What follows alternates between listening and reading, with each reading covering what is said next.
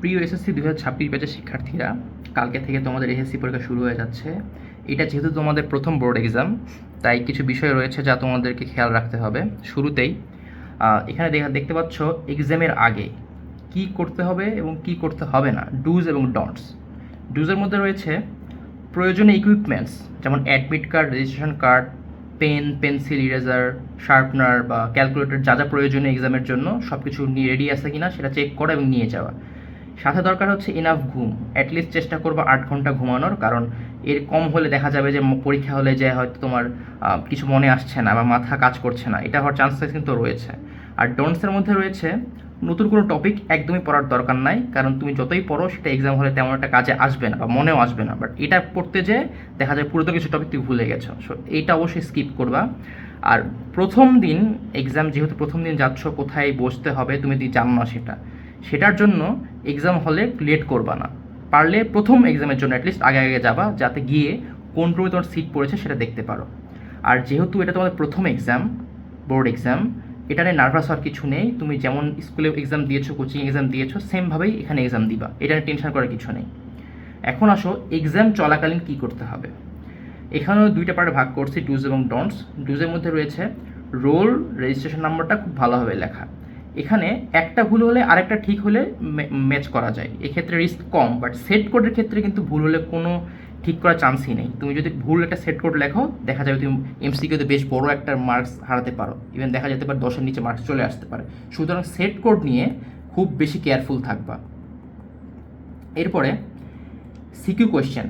CQ কোয়েশ্চেনে তুমি আগে একবার দেখে নিবা যে তুমি কোনগুলো পারো, এ টু জেড, অর্থাৎ এ বি সি বা ক খ গ যেটাই পারো আগে দেখে নিও পারো কি না।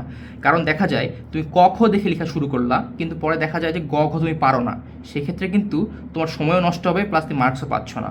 সুতরাং আগে 2-3 মিনিট তুমি এমসিকিউগুলো একবার স্কিম করে নিবা, অর্থাৎ দেখে নিবা যে কোনগুলো তুমি সবগুলো পারো, সেটা মার্ক করে নিবা এবং তারপরে সেটা লেখা শুরু করবা। খাতার সেলার বিষয় যেটা আছে, খাতা তুমি যে লুজ শিটটা নিবা সেটা মার্কিং করবা, অর্থাৎ খাতার উপরে লুজ শিটের উপরে 1 অথবা 2 অথবা 3 লিখে রাখবা এবং যখন সেলাই করবা তখন এই সিরিয়াল দেখে দেখে সেলাই করবা। এতে কোনো মার্কস কাটবে না বা কোনো নেগেটিভ ইমপ্রেশন তৈরি হবে না, এটা লিগাল। আর খাতার সেলাই, যিনি সেলাই করতে যিনি আসবেন, যে মামা আসবেন, উনি কিন্তু সেলাই করার পর বাধাই করে দিবেন না, উনি জাস্ট সুতা ঢুকিয়ে দিবেন, তোমাকে হচ্ছে সেটা নিজে থেকেই বাধাই করে নিতে হবে এবং সেটা খুব কেয়ারফুলি বাধাই করবা, যাতে বাই এনি চান্স খাতা ট্রাভেল করার সময় যাতে খুলে লুজ শিট হারায় না যায়। এরপর ডোন্টসের মধ্যে রয়েছে একই প্রশ্নে আটকে থাকা। দেখা যাচ্ছে যে এমসিকিউর ক্ষেত্রে স্পেশালি একটা কোয়েশ্চেন এসেছে যেটা তুমি শিওর না বা বুঝতেছো না কী করবা, তুমি সেই স্কিপ দিবা, স্কিপ দেওয়ার পরের কোয়েশ্চেনে চলে যাবা এবং সেই সময় খেয়াল রাখবা যাতে সিরিয়াল ব্রেক না হয়, কারণ একটা সিরিয়াল ব্রেক হলে দেখা যায় পরবর্তী 10টা বা 15টা এমসিকিউ তুমি ভুল করে ফেলেছো।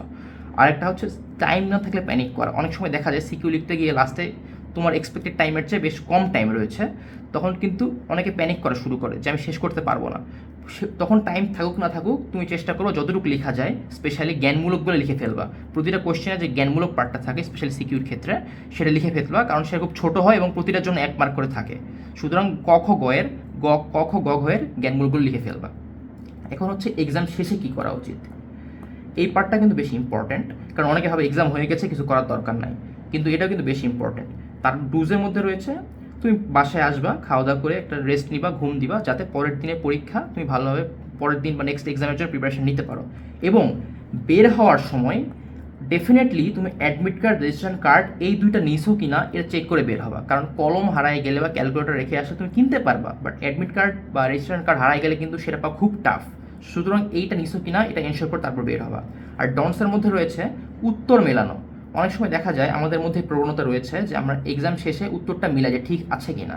এটা অ্যাকচুয়ালি কোনো ভ্যালুয়েবল জিনিসই না, কারণ উত্তর তুমি যা দিছো তাই, তুমি মিলালেও সেটা চেঞ্জ হবে না, না মিলালেও চেঞ্জ হবে না। কিন্তু এটা করতে গিয়ে দেখা গেল তুমি যেটা এক্সপেক্ট করছো তার চেয়ে কম মার্কস এসেছে বা তোমার ক্যালকুলেশন কম মার্কস আসতেছে বা এমসিকিউ ভুল চলে গেছে, তখন সময় কিন্তু দেখা যায় যে এক্সাম মন মতো হচ্ছে না জন্য তুমি টেনশন করা শুরু করো যে আমার প্রথম এক্সাম একটু খারাপ হলো বা এই এক্সামটা খারাপ হলো, পরেরটা কী করবো।